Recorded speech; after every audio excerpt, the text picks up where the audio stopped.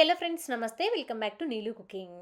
ಇವತ್ತಿನ ವಿಡಿಯೋದಲ್ಲಿ ನಾನು ನಿಮಗೆ ತುಂಬಾ ರುಚಿಯಾಗಿರುವಂತಹ ಒಂದು ಸ್ಪೆಷಲ್ ರಸಂ ರೆಸಿಪಿನ ತೋರಿಸ್ಕೊಡ್ತಾ ಇದ್ದೀನಿ. ಈ ರಸನ ನೀವು ಒಮ್ಮೆ ಖಂಡಿತ ನಿಮ್ಮ ಮನೇಲಿ ಟ್ರೈ ಮಾಡಲೇಬೇಕು. ತುಂಬಾ ಇಷ್ಟ ಆಗುತ್ತೆ. ಈ ರಸಂ ಬಂದ್ಬಿಟ್ಟು ಮದ್ರಾಸ್ ರಸಂ. ಮತ್ತು ಬನ್ನಿ ಹಾಗಾದರೆ ಲೇಟ್ ಮಾಡ್ದಿರಾ ಈ ರಸನ ಯಾವ ರೀತಿ ಮಾಡ್ಕೊಳ್ಳೋದು ಅಂತ ನೋಡೋಣ. ಫಸ್ಟಾಗಿ ನಾವು ಒಂದು ಮಸಾಲೆ ರೆಡಿ ಮಾಡ್ಕೊಳ್ಬೇಕು. ಹಾಗಾಗಿ ಒಂದು ಕಡಾಯಿನಲ್ಲಿ ಒಂದು ರೆಂಬೆ ಕರಿಬೇವಿನ ಸೊಪ್ಪನ್ನ ಹಾಕ್ಕೊಂಡು ಸ್ವಲ್ಪ ಬೆಚ್ಚಗಾಗೋವರೆಗೂ ಈ ರೀತಿ ನಾವು ಇದನ್ನ ಹುರ್ಕೋಬೇಕು. ನಾನಿಲ್ಲಿ 1 ಲೀಟರ್ ಆಗುವಷ್ಟು ರಸನ ಮಾಡ್ತಾಯಿದ್ದೀನಿ. ಸೊ ಅದಕ್ಕೆ ಎಷ್ಟು ಬೇಕೋ ಅಷ್ಟು ಕ್ವಾಂಟಿಟೀಸ್ನ ತೋರಿಸ್ಕೊಡ್ತಾ ಇದ್ದೀನಿ. ಸೊ ಇದಕ್ಕೆ ಒಂದು 3/4 ಟೀ ಸ್ಪೂನ್ ಆಗುವಷ್ಟು ಕಾಳುಮೆಣಸು ಮತ್ತು 1 ಟೀ ಸ್ಪೂನ್ ಆಗುವಷ್ಟು ಜೀರಿಗೆ ಹಾಕ್ಕೊಂಡು 1 ಟೀ ಸ್ಪೂನ್ ಆಗುವಷ್ಟು ಧನಿಯಾ ಕಾಳನ್ನ ಹಾಕ್ಕೊಂಡು ಕಡಿಮೆ ಉರಿನಲ್ಲಿ ಮಾತ್ರ ಚೆನ್ನಾಗಿ ಗರಿ ಆಗೋವರೆಗೂ ಹುರ್ಕೋಬೇಕಾಗತ್ತೆ. ಇದು ಸೀದೋಗ್ತೀರಾ ಸ್ವಲ್ಪ ಕಡಿಮೆ ಉರಿನಲ್ಲಿ ಮಾತ್ರ ಚೆನ್ನಾಗಿ ಗರಿ ಆಗೋವರೆಗೂ ಫ್ರೈ ಮಾಡಿ ಗ್ಯಾಸ್ ಆಫ್ ಮಾಡ್ಕೊಂಡ್ಬಿಟ್ಟು ಪೂರ್ತಿಯಾಗಿ ತಣ್ಣಗಾದ ನಂತರ ಒಂದು ಮಿಕ್ಸರ್ ಜಾರಿಗೆ ಹಾಕ್ಕೊಂಡು ಸ್ವಲ್ಪ ಅರಿಶಿನದ ಪುಡಿ ಕೂಡ ಹಾಕ್ಕೊಂಡು ಆದಷ್ಟು ನೈಸಾಗಿ ಈ ರೀತಿ ಪುಡಿ ಮಾಡಿ ಇದನ್ನು ನಾವು ಎತ್ತಿಟ್ಕೊಳ್ಬೇಕು. ಈ ಮಸಾಲೆ ಬಂದ್ಬಿಟ್ಟು ನಮಗೆ 1 ಲೀಟರ್ ಆಗುವಷ್ಟು ರಸಮ್ಗೆ ಸರಿ ಹೋಗುತ್ತೆ. ನೆಕ್ಸ್ಟ್ ಈಗ ಈ ರೀತಿ ಒಂದು ಪಾತ್ರೆಯಲ್ಲಿ ಅಥವಾ ಕಡಾಯಿನಲ್ಲಿ 1 ಟೇಬಲ್ ಸ್ಪೂನ್ ಆಗುವಷ್ಟು ತುಪ್ಪ ಹಾಕ್ಕೊಂಡು ಮತ್ತು ಇದರಲ್ಲೇ ಒಂದು ಅರ್ಧ ಟೀ ಸ್ಪೂನ್ ಆಗುವಷ್ಟು ಜೀರಿಗೆ ಮತ್ತು ಸ್ವಲ್ಪ ಕರಿಬೇವಿನ ಸೊಪ್ಪು ಹಾಗೆಯೇ ಒಂದು ಅರ್ಧ ಟೀ ಸ್ಪೂನ್ ಆಗುವಷ್ಟು ಶುಂಠಿ ಮತ್ತು ಬೆಳ್ಳುಳ್ಳಿ ಪೇಸ್ಟ್ನ ಹಾಕ್ಕೊಳ್ಬೇಕು. ಹಾಗೆಯೇ ಒಂದು 5-6 ಹಸಿಮೆಣಸಿನಕಾಯಿ ನಿಮ್ಮ ಖಾರಕ್ಕೆ ಎಷ್ಟು ಬೇಕೋ ಅಷ್ಟು ಹಾಕ್ಕೊಳ್ಬೋದು. ಸ್ವಲ್ಪ ಖಾರವಾಗಿದ್ದರೆ ನಮಗಿದು ತುಂಬ ಚೆನ್ನಾಗಿರುತ್ತೆ ಈ ರಸ ಅನ್ನೋದು. ಈ ರೀತಿ ಹಾಕ್ಕೊಂಡು ಸ್ವಲ್ಪ ಹೊತ್ತು ಫ್ರೈ ಮಾಡ್ಕೊಳ್ಳಿ.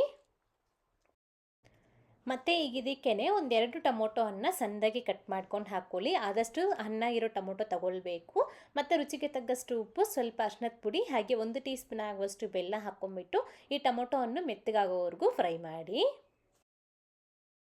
ಈ ರೀತಿ ಎಲ್ಲ ಮೆತ್ತಗಾದಮೇಲೆ ಒಂದು ನಿಂಬೆಹಣ್ಣಿನ ಸೈಜಷ್ಟು ಹುಣಸೆಹಣ್ಣನ್ನ ನೆನೆಸ್ಬಿಟ್ಟು ಚೆನ್ನಾಗಿ ಕಿವುಚಿ ಆ ರಸನ ಇದಕ್ಕೆ ಹಾಕ್ಕೊಳ್ಬೇಕು. ಮತ್ತು ಇದಕ್ಕೇನೆ ನಾವು ಫಸ್ಟೇ ಪುಡಿ ಮಾಡ್ಕೊಂಡಿದ್ವಲ್ಲ ಜೀರಿಗೆ, ಮೆಣಸು ಮತ್ತು ಕರಿಬೇವು ಸೊಪ್ಪು, ಸೊ ಅದನ್ನು ಈಗ ಹಾಕ್ಕೊಳ್ಬೇಕು. ಅದೇ ರೀತಿ ಒಂದು 3/4 ಟೀ ಗ್ಲಾಸ್ ಆಗುವಷ್ಟು ತೊಗರಿಬೇಳೆನ ಚೆನ್ನಾಗಿ ನುಣ್ಣದಾಗಿ ಬೇಯಿಸಿ ನಂತರ ನಾವು ಅದನ್ನು ಈಗ ಹಾಕ್ಕೊಳ್ಬೇಕು. ಒಂದು ಕುಕ್ಕರ್ನಲ್ಲಿ ಹಾಕಿ 4-5 ವಿಸಿಲ್ ಹಾಕಿಸ್ಕೊಂಡ್ರೆ ಸಾಕು, ಚೆನ್ನಾಗಿ ನುಣ್ಣಕ್ಕೆ ಬೆಂದೋಗ್ಬಿಡುತ್ತೆ. ಸೊ ಅದನ್ನು ಮಿಸ್ ಮಾಡ್ದಿರ ಕಂಪಲ್ಸರಿಯಾಗಿ ಹಾಕ್ಕೊಳ್ಬೇಕು. ಆಗಲೇ ನಮಗೆ ಒಂದು ಒಳ್ಳೆ ಟೇಸ್ಟಿಯಾಗಿ ಈ ರಸ ಅನ್ನೋದು ಬರುತ್ತೆ. ಈ ರೀತಿ ಹಾಕ್ಕೊಂಡ್ಬಿಟ್ಟು ಚೆನ್ನಾಗಿ ಒಂದು ಸತಿ ಮಿಕ್ಸ್ ಮಾಡಿಕೊಂಡು ಹತ್ರ 1 ಲೀಟರ್ ಆಗುವಷ್ಟು ನೀರನ್ನ ಹಾಕ್ಕೊಂಡು ಚೆನ್ನಾಗಿ ಕುದಿಸ್ಕೊಳ್ಳಿ. ಒಂದು 2ರಿಂದ 3 ನಿಮಿಷ ನಾವು ಈ ರೀತಿ ಚೆನ್ನಾಗಿ ಕುದಿಯೋಕ್ಕೆ ಸ್ಟಾರ್ಟ್ ಆದ ನಂತರ ಕುದಿಸ್ಕೊಳ್ಬೇಕು. ಅದಾದಮೇಲೆ ಗ್ಯಾಸ್ ಆಫ್ ಮಾಡ್ಕೊಂಬಿಟ್ಟು ಮತ್ತೆ ನಾವು ಏನೇನು ಈ ಮೆಣಸಿನ್ಕಾಯಿ ಎಲ್ಲ ಒಗ್ಗರಣೆಗೆ ಹಾಕಿದ್ದೀವಲ್ಲ ಅದೆಲ್ಲನೂ ಸಹ ಈ ರೀತಿ ಒಂದು ಫಿಲ್ಟರ್ಗೆ ಹಾಕ್ಕೊಂಡು ನಾವು ಇದನ್ನ ಫಿಲ್ಟರ್ ಮಾಡ್ಕೊಳ್ಬೇಕು. ಆಗ ನಮಗೆ ಊಟದ ಜೊತೆ ತಿನ್ನೋದಕ್ಕೆ ಮತ್ತು ಹಾಗೆ ಡೈರೆಕ್ಟಾಗಿ ಕುಡಿಯೋದು ಕೂಡ ತುಂಬ ಚೆನ್ನಾಗಿರುತ್ತೆ ರಸ ಅನ್ನೋದು.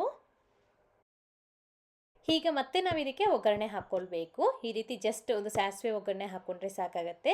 ಎಣ್ಣೆ ಅಥವಾ ತುಪ್ಪ ಹಾಗೆಯೇ ಸಾಸಿವೆ ಮತ್ತು ಕರಿಬೇವಿನ ಸೊಪ್ಪು, ಒಣಗಿದ ಮೆಣಸಿನ್ಕಾಯಿನ ಹಾಕ್ಕೊಂಡು ಈ ಒಗ್ಗರಣೆ ಎತ್ಕೊಂಡು ಈ ರಸದಲ್ಲಿ ಹಾಕ್ಕೊಂಡು ಮತ್ತು ಸ್ವಲ್ಪ ಒಂದು ಹಿಡಿ ಆಗುವಷ್ಟು ಕೊತ್ತಂಬರಿ ಸೊಪ್ಪುಗಳನ್ನು ಅದಕ್ಕೆ ಹಾಕಿ ಚೆನ್ನಾಗಿ ಮಿಕ್ಸ್ ಮಾಡಿಕೊಂಡ್ರೆ ನಮಗೆ ಒಂದು ಒಳ್ಳೆ ಸೂಪರ್ ಟೇಸ್ಟಿಯಾಗಿರೋ ರಸ ಅನ್ನೋದು ರೆಡಿಯಾಗುತ್ತೆ. ಒಮ್ಮೆ ಖಂಡಿತ ನೀವು ಕೂಡ ನಿಮ್ಮ ಮನೇಲಿ ಟ್ರೈ ಮಾಡಿ, ಮಾಡಿದಾದ್ಮೇಲೆ ಹೇಗೆ ಬಂತು ಅಂತ ಮರೀದೆ ಕಾಮೆಂಟ್ ಮಾಡಿ.